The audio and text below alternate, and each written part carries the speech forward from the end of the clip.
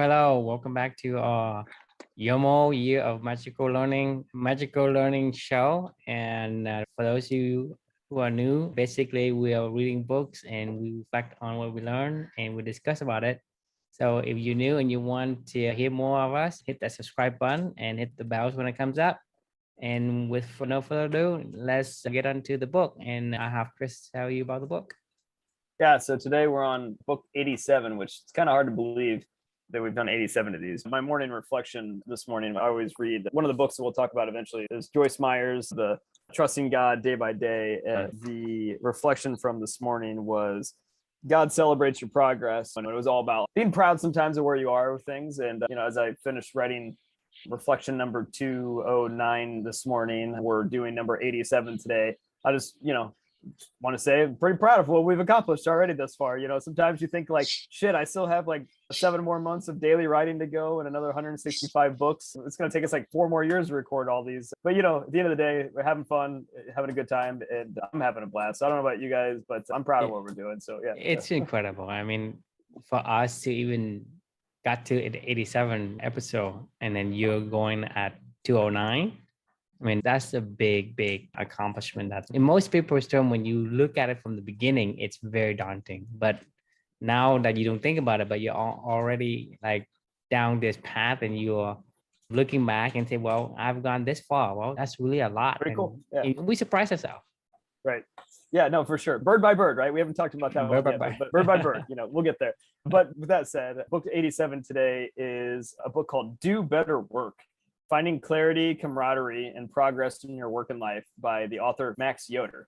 So this book is actually kind of a unique book for me because it's I don't know if I want to call it personal, but I actually know Max Yoder. Max Yoder is a general acquaintance, I would say. We work in the same industry, live in the same city. He's the founder of a small startup here in Indianapolis called YOML, which is the company. I have a few friends who work there, and my friends love working at this place. So we talk a lot about like culture. We talk a lot about building meaningful work and meaningful relationships. Well, I got to take a step back and say, there are places that exist today, and Lessonly is a great example of that. I kept hearing from my friends over and over again, like just how amazing Max is and how much he really cares about everybody and how much they feel like their work is meaningful and they've developed so many great relationships. I felt like it was, I owed it to him to hear his words, right? To read his story. He wrote a small short story about what doing better work means to him and how he crafts that philosophy that they all live by. And, I thought it was an interesting book to try to read. So my reflection from this particular one is values are the operating system of every great culture. What really struck me first and foremost is when I was reading this book, it wasn't about the words that Max said. It wasn't about like the philosophies that he shared or his own, what meaningful work meant to him or what even doing good work even means in general. What I really personally valued is when you zoomed out in the macro structure of this whole entire book, what Max really did was he wrote down their values of Lessonly, of their culture, of the culture that he was trying to build. He went through and he was like, look, this is what we care about here. And this is how we're going to act. This is how we're going to behave. And these are the things that matter in this culture, in this environment, the people that we hire. It's like a propaganda basically for any new hire that comes into there. They give them this book, it's their job to read it and share what they learn with other people. If you have any questions and you want to know how Max is going to dictate an answer or something like that, like here's an answer. He wrote a book for you guys. You understand what really matters in this culture. And it just made me start to think about great cultures throughout time. They're always built not just with values in mind, but with values in action and how you guys dictate the course of your action, setting those ground rules. You think of places like the Catholic Church, they have the 10 Commandments, right? Bridgewater Capital has Ray Dalio's books, book Principles, right? Patagonia, another book that we read on this journey, Let My People Go Surfing by the CEO there, Yvonne Chouinard. And Lessonly has Do Better Work by Max Yoder. I really appreciate that he took the time to write down their values. You don't see that very often, especially with smaller growing companies. Maybe in larger companies when the CEOs get really big and they want to reflect back on their memoir of how they got to where they got to. Like Max did this from the beginning and he did this with intention in mind and he built a great culture.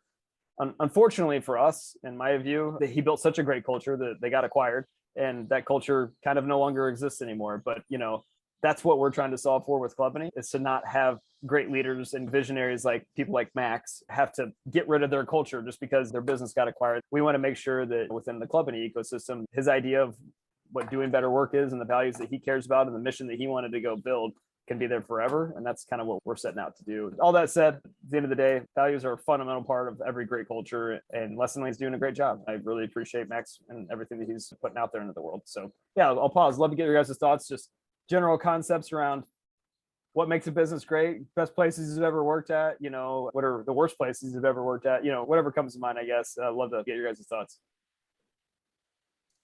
You want to go first now? Sure. Well, because that your synopsis made me think about readings and just talking about, like, when people say it is really important to have good leaders, because not everybody can come into leadership as easy.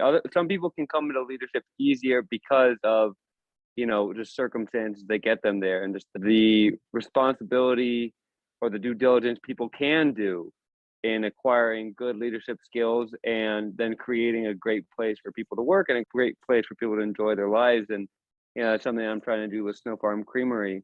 But it makes me think about my principal at New Roots, how she is pretty yielding to what I'm interested in doing. But it'll be interesting to see as we have a conversation for next year how it goes, because I'm kind of really wanting to be out of the classroom more and into our vegetable garden and doing that work there. Places that I have really enjoyed working at is just, there's definitely a shared trust. Trust really comes to the forefront, and there's also an openness, and good communication. So yeah, I think that's great to hear about Lessonly, and I think it is unfortunate to hear that they did not sell out but got acquired, but it's maybe not surprising that the values and the culture crumbled under a change in leadership, because the classic saying, a new broom sweeps clean. So when a new person comes in, they are going to change things around. And that's honestly a shame of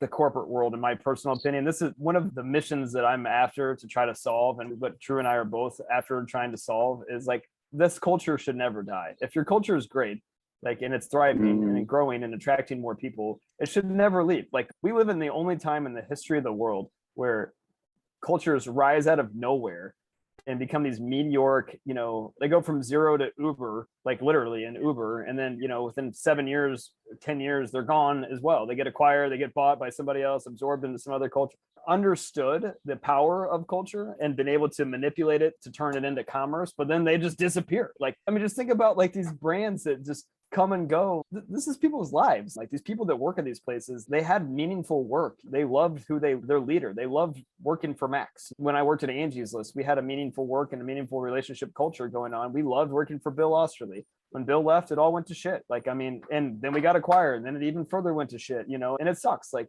you watch these amazing cultures get built, scaled, grown, all for what? To get sold? Like, I mean, that sucks. Like, I mean, these are people's lives, and like, we want to change that. Like, I hate that Max Yoder had to sell his business, because one of my closest friends works there, and I've asked her many times, how does she feel about this? And she was like, look, the day that Max wants to start another anything, I'm in. I will drop at the drop of a hat. I will be there. But the problem is, it's really hard to do what Max did, even to get it to the level that it got to build such an amazing place. Like, it's not easy to build a culture. Yeah, well, exactly. Well, you can't buy a culture. I mean, culture's created over years. It could take a lifetime to build a great culture that you want to build. Max had figured out at an early age, like, got to live by values, and we got to build our culture around these values and live it every single day. And he did a great job, and it made people feel good. It made people feel fulfilled, and it provided them with meaningful work opportunities and meaningful relationships. And that's what it's all about at the end of the day, not getting sold, not about money. So I'll get off my soapbox, but yeah, I mean, I just hate seeing culture. Yeah, okay. So I want to make a conjecture here. So for me, in my opinion, like everything else, I don't know shit. So in my opinion, I don't think Lessonly got acquired because they have a great culture. They got acquired because they did great work, and the companies out there wanted the great work. Yeah, created value in the marketplace. They create a lot of value in the market, and the value created by Lessonly is meteoric, right? It's great. That's why they get acquired. People acquire for the value. But with that in mind, the reason why they got really, really high value is because they have great culture. But that's something that the buyers don't understand. That's why when they acquire Lessonly, they start to changing and they start to sweeping stuff. So that's why my conjecture say the buyers are not buying the culture, they're buying the values. Because if they bought the culture, they would have kept everything. Because yeah. right? Because if you think about it, hey, I want this machine or this unit that's making a lot of values or golden goose or whatever you want to call it. And then you come in and say, hey, no, I don't think I like the neck. Let's chop the neck off and see, right? You're changing the entity that actually gives you the golden eggs. And so that's why I say, my guess is that these companies who bought Mercenary bought it because they see the value, but they don't see the underlying reason why the value it is so much superb compared to the other in the market. I mean, that's a great point. Companies get acquired every single day. The company that I work for, I think it's probably acquired, since I've worked here in the 4 years I've worked here, at least 15 companies that have been absorbed into the Salesforce universe. Salesforce has its own culture. The company that bought them has their own culture. I remember when I didn't work at ExactTarget when they were acquired by Salesforce, which became Marketing Cloud, the division that I work for of Salesforce now, that was based in Indy. They had this big orange culture. Like, I mean, there was like, you would see it plastered all over Indianapolis. You know, they were like bleed orange, you know, and like all their employees loved it. And they were all, you know, just, I didn't live it, so I don't understand it. So, but that's okay. I mean, I saw it, right? I saw it from the outside, you know, seeing this culture rise. And I remember when they got acquired that people would say like, no, the orange culture is never dying. Well, fast forward, what has it been, 6-7 years since they got acquired, and I don't hear anybody talk about orange culture and Salesforce anymore. I mean, eventually these companies just get absorbed into all the people, all that history, all that everything that went into what made Lessonly is just no longer there. I mean, culture is such a special thing, you know, but at the same time, it needs to be cultivated. You can't force culture on anyone. The reason why Max Yoder built a great culture is because one of the secret ingredients of a culture is you got to tell people intentionally what it is that you value. That's what this book is. Like, literally, it's not in subtle telling you. Right. It's just overt. This is what it is. Like, you need to declare, because the thing is, there are going to people who's going to say, well, that's a value that I'm attracted to, or the value that it will repel me. So you're going to repel the one that doesn't like and doesn't align with the culture that you declare that you want, right? And so you're going to attract the one that's going to be compatible. That's how you build great culture. And that's my conjecture. That's my opinion. Yes, you can slice it however you want. But for me, the moment you declare it, you say, hey, this is what I want to do, and you live it. So in essence, you pick and know your values, know what you want, what is important to you, and you live it. Once you do that, you're going to get the people that wants to be there, and you're going to repel the one that does not want to be there. If someone doesn't value the culture or the values of Salesforce, they're going to get repelled from Salesforce, regardless of whatever you say. There's going to be somebody who say, hey, it sucks. That's yeah, that's true. Right. And so for me, I think it's like, once you declare that, it's easy for you to know who should be in and who should be out. But if you are ambiguous in what you intend to do, then no one knows. So they can't really run away from you, and they can't really attract you. So you get a hodgepodge of everything. So it's nothing. And so to be a leader is not hard. It takes time, but it's not hard, because all I have to do is you know yourself, right? And you live the values you declare, somebody will follow you. Once you have a follower, you become a leader. That's just the way that, in my mind, how the definition of a leader is. A leader is not a position. It's not something that somebody put you on, you know, hey, I'm a manager, or I'm a supervisor or director. That does not make that person a leader in my definition. And so for me, as long as you live your values and people going to resonate with that value, and they say, hey, that's something I want to follow that person, then you become a leader. So a leader is, I don't think it's hard. It's not complex. It's not easy, but it's not complex. It's just like, do you know your values? Can you live your values? So you have to be authentic with because if you say, hey, I want to be this value, that value, I want to be honest, I want to be transparent, whatever, and you don't live it, then people are going to say, hey, you know, they're going to know. Therefore, it's not going to jive. But if you declare, say, hey, this is who I am, right? This is what we want to do. This is how we behave. And you declare and you reiterate it, right? You're going to create and attractions to people who love those values as much as you do. Therefore, you have a bunch of people that align with that common values. Then whatever you do is going to be much, much better just because you have the mission. You feel so much pride in the work, you're going to give it your all. Whatever it is you do, you're going to give it so much more than someone will say, hey, do this, do that. So a lot of companies, they don't have a declared value. They just say, hey, just let people be who they are. At the end of the day, no one knows. For example, you and I, if you and I don't tell each other what we value, right? I'm guessing. If I'm guessing your values, probably the chance of me guessing is going to be wrong. Right. Not probably. You will be wrong. Right. There's no way you could ever know what's going on in somebody else's mind. Yeah, and true. I think you're right, because like people have to live a certain way, and so you need to give them that guidance, I think, at a company or at an organization, because you have to give them something to live into. Otherwise, they're just kind of doing their own thing, and you won't ever end up having an overall poll of everyone living towards those same values. Exactly, because the people doesn't know, and they're going to be attracted to whatever you told them that you hold the values. Say, hey, I'm a family man or whatever. Then other family guys, like, it's going to be, hey, I want to hang with this guy. But then it turns out, I'm a faker, right? What then happens to that, right? You lose the trust. So the communication, trust and communication right at the get-go, right? But like, how do you build trust and communication? Exactly. You do what you say you want to do, I mean, like, right. and you communicate that to other people. Exactly. So those trust and communication comes in only after you are authentic to yourself and you live the value you declare that you want to uphold. And only then that the value great culture will begin to form. Because if you form a culture based on some non-existent that you just pick up and you don't live, it's not going to last. It's going to get dispersed. And so, yes, culture is not easy to create, but it's not complex. All you have to do is you build that, and over time, you're going to attract the right kind of people to your group.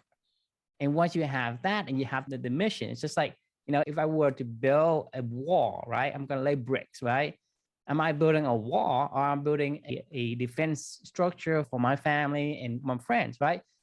If I have a mission like that, then the bricks I lay on there is going to be so much better than a brick hand. Just build a wall and get some money and go, right? I'm not a mercenary. But once I have a mission, have a value, have a goal to achieve, have a purpose, exactly. Then the work I put in, it's a different perspective. It's a whole lot more intent and purpose. I think you hit the nail on the head with the words mercenary versus, missionary, right? Like, it's I mean, most of corporate America, especially when you get into the levels of, the size of the company that I work at, or like other larger, enterprise level, like GM or Ford or something, or United Technologies or whatever it may be. Like, when you get to size companies that are like that, like man, everybody's a mercenary there at that point in time, right? And being a mercenary can be fun. It can be rewarding. You can make money. You can enjoy the fruits of your labor. But it goes back to what we talked about with 1776, a couple books back. Purpose always prevails, right? The British soldiers were mercenaries. So they didn't give a shit. They literally went there to collect tax money. When you had people that were passionate about freedom and a mission that they were on, if you don't have that mission behind you, or the vision or the values to anchor onto, to push you forward, it'll all crumble really fast. If you had to tell me today, like, this is my life for the rest of my life, get passionate about it, I couldn't do it. I'd be miserable. I don't want to be a mercenary for everything. I want to be a missionary, like you said. So if there's one thing that I will vow to fight for, I never want to see people like Max Yoder and the amazing leader that he is, and the amazing culture that he can build, and all the purpose that he gave to so many people. I want to build a world where that doesn't have to happen. Max does not need to sell his company. Like, no matter what, it can live on forever. Even if the company, what they're building, no longer exists, the culture that Max built should exist and should be able to go pivot and go to something else completely different. They can go do whatever they want to go do. Money should not have anything to do with the path that the culture takes. Is it a tradition, or that's the ecosystem that we have today? He did what he had to do. He had investors, and he had to make money. He's also thinking that he can keep his culture, which is a mistake. You don't know that. Yeah, I don't know that I mean, but I get where you're going with that, but I don't know that. You're talking about blood orange culture. Well, that's what they believe. Right. But that doesn't happen because the culture of whoever is acquiring is going to say, hey, this is a culture. And regardless, whatever value you have, it's going to become a culture. It's just, do you resonate with the culture? And the people from a different culture will not be able to be assimilated. They're going to get repelled. They're going to quit, or they're going to move on to something else. A lot of people say, hey, I want the benefit of having a cash out on my startup, and I want the money, but because I think this company and our company culture could coexist, and that whatever I build, it's still going to be there because it could sell to any highest bidder company.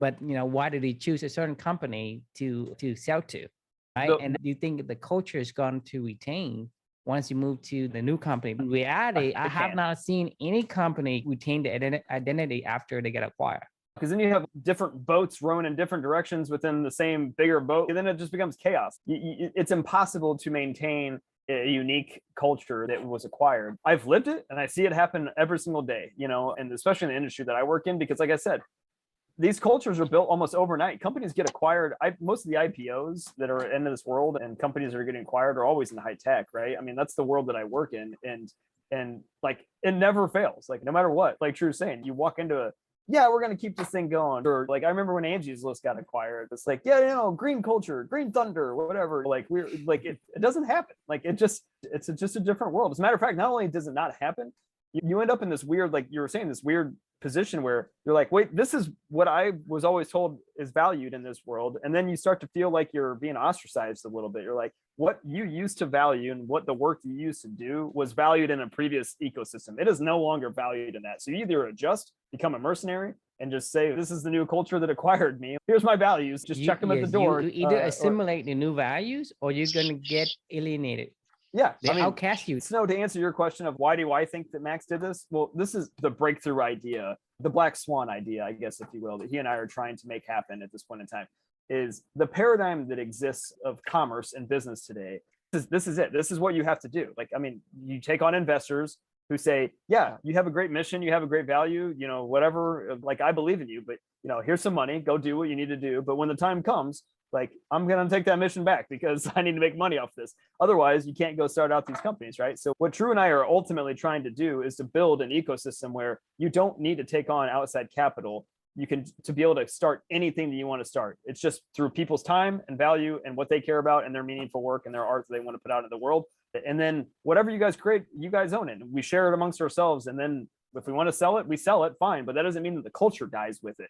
So I just want to just back up to large investments or investments that they aren't capable of paying back easily or something. Well, no, not investments that are, everybody can pay back an investment, I guess, through selling it or whatever it may be. When you put money into a culture to go build a culture, the culture is always going to be profitability of that money someday. Like we want, it's going to be part of the culture. Is going to be part of the profitability of the company. Right, but the culture always was about making money. Every for-profit business that exists in this world today exists for only one reason. It is, they may tell you that they have some mission or a purpose, but really at the end of the day, it's about making money. Disagree. Like, not a for-profit business. You might say like the Catholic Church or something like that. Yes, that absolutely, if you want to call that, sure, 100%. But then that's a nonprofit world. You can't mix meaningful work and commerce and things like that into it. We're trying to hybrid to this new world. Why do you disagree? Oh, because I think people start businesses because they want to provide a service and make, obviously I get it, it's reality. People do have to make money. But we're talking about the VC world though. The current operating system of how startup can get started and get the maturity is going through investments. And that's the way that works. And the reason why all these are kind of out of whack is because as an investor, as a VC, their intent is to make money and they want to take control. Every single time they give you money, they want control. And that control, that ideology is creating this chaos. And I think, you can still take money, but you need to have a different paradigm, meaning like money isn't the first thing and it should be the almighty controller of everything. If you put culture over the money as a secondary priority, then that culture will live. But if you continue to believe in the same operating system that we have today, then everybody who puts in money wants to control how things should be done. Well, right? yeah, I mean, but that's what investors do. It's a hands-off approach. Otherwise, they would just work for the company. At some point in time, they might say it's a hands-off approach, but at some point in time, they will come calling for their money. Like, I mean, nothing is for free. They might say, go live your culture, go do your thing. But that's the thing though. In VC, there is not a lot of hands-off approach. They might be hands-off, but doesn't mean that hands-off. someday they're not going to say they want their money. Like, There's a lot of investors invest in Nike. What do you mean? That's actually, hang on. That's not even hands-off. No, that's very hands-on in general. But number one, because you don't give a shit about Nike's culture. Like, you don't care if you invest into Nike. So the day that they stop making money. But I'm just saying investors can be hands-off or hands-on. Depends on their own interest. Yeah, but okay. So here's the thing with the purchase of the stock. That's why everybody say, hey, stockholders meetings and all that. That's what they go for. As long as you, I mean, it's like playing with people's expectations. Salesforce is a great culture example, but even for Salesforce, they are going to prioritize stockholders and their opinions and their voting power. The day that we stop making money is the day that they can no longer have a culture. Like, I mean, because that's just the truth. Juxtapose that to, let's just say, the Catholic Church, right? There's nobody that can usurp the Catholic Church's vision or values or whatever. There's nobody. Like, I mean, even the worst scandals of the world of the crap that we've heard about, you know, with like priests and whatever. Like, the thing is nobody, there is nothing outside of that world. They own that culture. Everything that they do and they decide, the culture always comes first with the Catholic Church, right? Like, well, they have the Bible. Exactly. Well, they have their own books they wrote, you know, and their own commandments and all that other stuff. But here's the thing is, like, they exclusively own that culture. Nobody can do anything with that from the outsider's perspective, right? In any for-profit business that takes on an investment from somebody else, there's always an outside influencer that will always be able to trump their culture eventually at some point in time. That's the point of what we're trying to say is, how do we merge those two worlds together where you focus on the culture and you let the culture grow? No culture should ever die. Like, I mean, if your culture is thriving and people want to be around it, it should live for as long as it can exist, right? That's a fun theoretical thing. When I meant no culture should ever die, like, culture should absolutely die if people no longer value what they value, right? It should organically die by saying not enough people. It's a culture. It has to grow. It has to cultivate, you know. Well, culture needs to cultivate with the time. So you look at the Catholic Church and their views on gay marriage have changed over time for what I consider the better. Absolutely. Right. So, like, they will adjust with the time, but they'll do it internally, right? Nobody else can say, hey, you know, you aren't going to have this. Right. You aren't going to have this $10,000 if you don't change. Exactly. Pretty much that isn't as highly influenced from outside investors. Zero influence. It's only influenced by the culture, the Clubany culture. Like, so the people that are involved in the Clubany ecosystem, all we're focused on is understanding our values, creating meaningful work, and building meaningful relationships. And that's the culture. You know, we talk about Max Yoder's book, living your values, understanding who you are and what you want to do, producing meaningful work off of living those values, and then building meaningful relationships with other people that want to share in the same values you want to share in, right? Like, that's the Clubany ecosystem in general, and that will always be at its core. Like, we will never take on somebody, even no matter how badly we want to say we want to grow and we want to spread this culture and grow this mission, but then we're beholden to the people that are giving us that money. Like, that's not what we're trying to do, because eventually they will come calling. Like, it always comes with a price tag, you know, and we're not going to sacrifice our culture or anything going forward. I mean, there are rare occasions of, let's say, like angel investors or grants or people who just donate money. You think of about scholarships, you know, like they aren't looking for anything back. You know, they're really like, let's say we give money to Purdue University for their scholarship, you know, fund. We want to keep this culture going of Purdue engineering, you know, so, or education. Now you're talking our language. So that's why we started a nonprofit, and we're going to fund scholarships is how we're going to employ people, because it's not going to be tied to revenue. It's going to be tied to the mission and what we're trying to build. And people can donate to it, but we'll just build an endowment or something like that we can always fall back and build our culture around. You're right. The Clubany endowment for people to live their values, to have purpose with their goals, and create meaningful relationships. And meaningful work. You can still do meaningful work that generates revenue and sustains but it'll just never, there will never be outside investors that are involved in those projects. It'll, you know, that'll be internal, that will either fund through our endowment or just through hard work. I mean, honestly, like, what do you need money for? Honestly, I question, like, what do you need money for? Resources. Yeah. You, And the specifically- only reason and for your specifically money what? is you need resources. So might as well skip the middleman and money go for- directly and get the resources. Just get the people that want to live those values and produce that meaningful work. And if we could sustain them with a living wage until they start producing meaningful work, then on their own, then they can make their own money. You know, I think it's good for someone who's outside to be able to understand it quickly. And I think it does tie into the book central. This book really seems like it's actually related to what Clubany and what your mission is.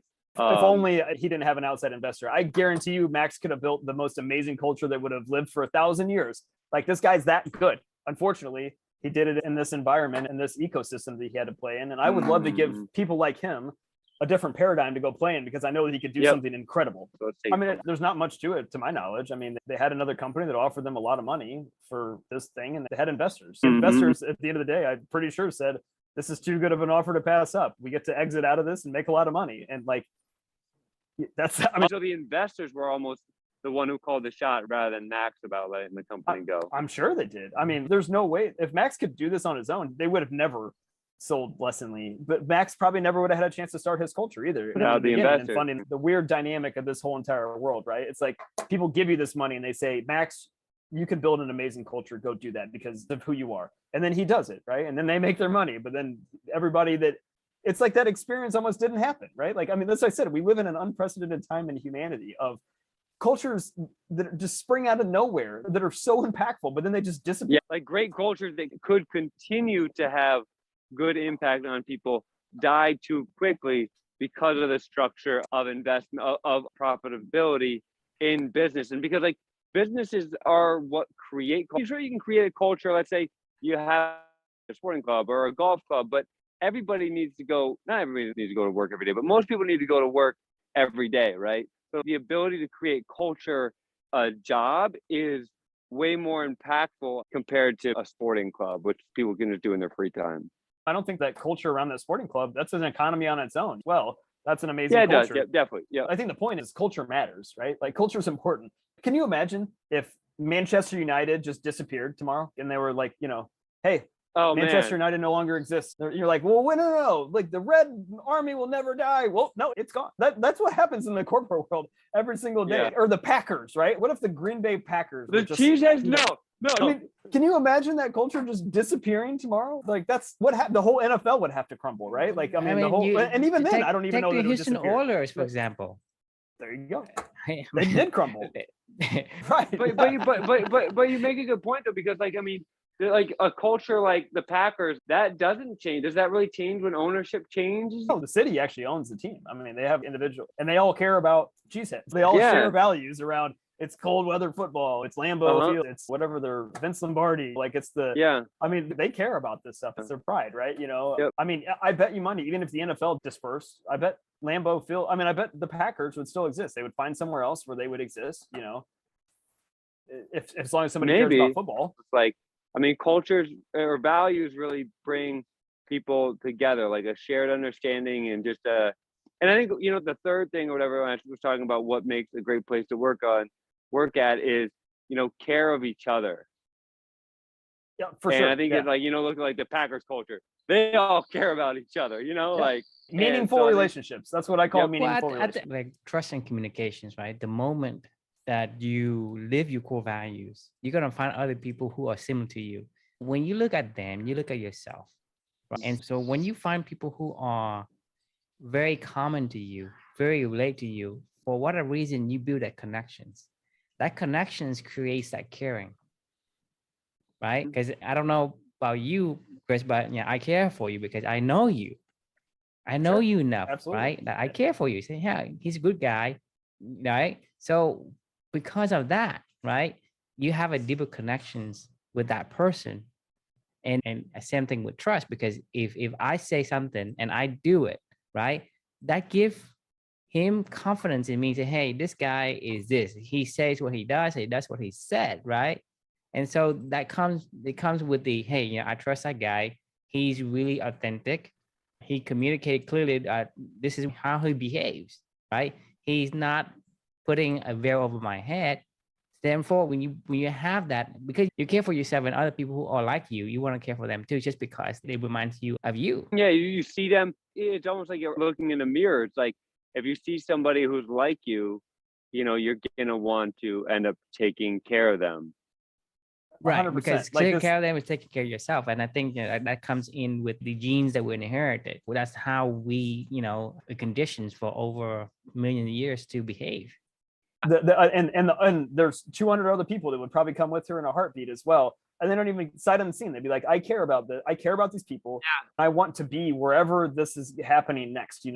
And the sad truth is, like, I experienced that at Angie's List. There's probably 150 people that I worked with in my time at Angie's List where we had that same kind of shared values and we built meaningful relationships together. If they all wanted to go start a startup somewhere, I would be there in a heartbeat. I would go work with those people again, and I miss it. I miss working with them. I've never been able to replace that ever since that whole entire culture kind of crumbled, I guess, a little bit. 99.9% of the time, those cultures, once they're gone, they're gone. Like, I mean, the people, all those 250 people that worked at Lessonly, like that now work at Seismic, the company that bought them or whatever, they'll disperse over time. They'll remember fondly all the amazing culture and Max doing whatever. I mean, it just really just eats at my core, that they had purpose, they had meaning, they had meaningful work and meaningful relationships they were doing. And now it's just poof, gone, and it's like, that sucks. That's a shame. I mean, I want people to be able to have that for as long as they want to have that. I want people like Max Yoder to be able to